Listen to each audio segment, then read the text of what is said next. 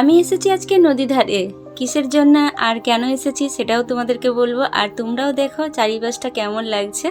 আমি এসেছিলাম একটু সকালের দিকে, তার জন্য লোকটা কম আছে, কিন্তু বাতাস প্রচুর পরিমাণে হচ্ছে। জয় শ্রীকৃষ্ণ, রাধে রাধে সবাইকে। সবাই কেমন আছো? আশা করি সবাই খুব ভালো আছো, আমিও খুব ভালো আছি। তো সত্যিকারে নদী ধারে একটা আলাদা অনুভূতি আর আলাদা একটা পরিবেশ খুব খুব ভালো লাগে। আমার বাড়ির পাশ থেকে খুব একটা দূরে নয়, তবু মাঝে মাঝে চলে আসি একটু বিকেলের দিকে, বা শনিবার করে মন্দিরে আসি তখন। এই দেখো, বাড়ির পুজোর জন্য একটু গঙ্গা জল নিলাম। হয়তো আমাদের নদীটা ছোট, কিন্তু আমি যখনই জল আমার বাড়িতে শেষ হয়ে যায় গঙ্গা জল, তখন আমি এই নদী থেকেই নিয়ে নিই। কেননা মা গঙ্গার কাছ থেকে জল নিলে সবই শুদ্ধ, আর পুকুর থেকে নিলে সেটা তো একটা কেমন কেমন লাগে। তার জন্য আমি নদী থেকেই জল নিয়ে যাই। আর এটা আমাদের কৃষ্ণ অর্জুন ঘাট বলে।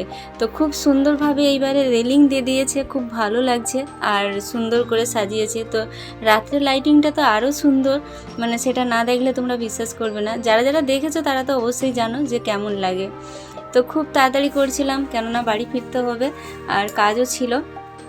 তারপরে সত্যি কথা বলতে যেখানে যাই যা করি, ছোট্ট একটা ভিডিও না বানালে যেন মনটা শান্তি হয়নি। কিন্তু এই যে ভিডিওগুলো বানাই কাদের জন্য? তোমাদের জন্য। তোমরা যদি আমাকে একটু ভালোবাসা দাও তাহলে তো আরও বেশি ভালো লাগবে।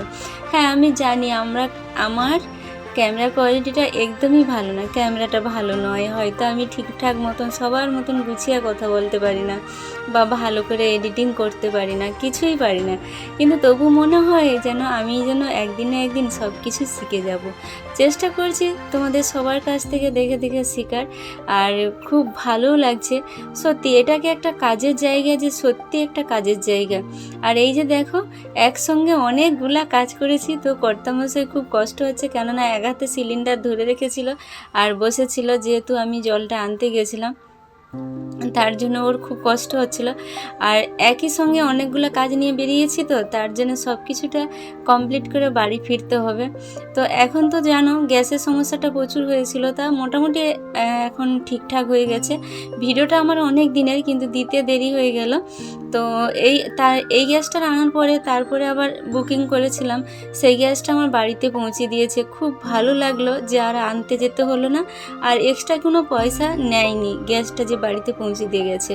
তো এই সুবিধাটা খুবই ভালো লাগলো, আর আমিও খুব খুশি, কেননা গ্যাস আনতে যাওয়ার একটা ঝামেলা থাকে। আবার সোমবার আমার কর্তামশাই ছুটি থাকে, কিন্তু সোমবার গ্যাসের অফিস বন্ধ থাকে। এই সব সমস্যাগুলো যেন মাথার ভিতরে ঘুরঘুর করতে থাকতো, কিন্তু এই জিনিসগুলো যখন পাল্টিয়ে যাচ্ছে খুবই ভালো লাগছে। আর এটা হচ্ছে আমাদের নদীধার থেকে রাস্তা, খুব খুব সুন্দর লাগছে। আর গাছগুলোকে ছোট ছোট করে কেটেছে, সত্যি অসাধারণ লাগছে। তোমরা যারা যারা হলদিয়াকে ভালোবাসো তো অবশ্যই নদী ধারে এসে ঘুরে যেও। আর এই মন্দিরটায় আমি সবসময় আসি, সেটাও একবার তোমাদেরকে দেখিয়ে দিলাম।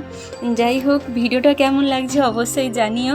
আর সবাই ভালো থাকো, সুস্থ থাকো। এইভাবে আমাকে একটু বেশি বেশি করে লাইক, কমেন্ট, শেয়ার করো, আর তাড়াতাড়ি যেন ফলোয়ারগুলো বেড়ে যায়।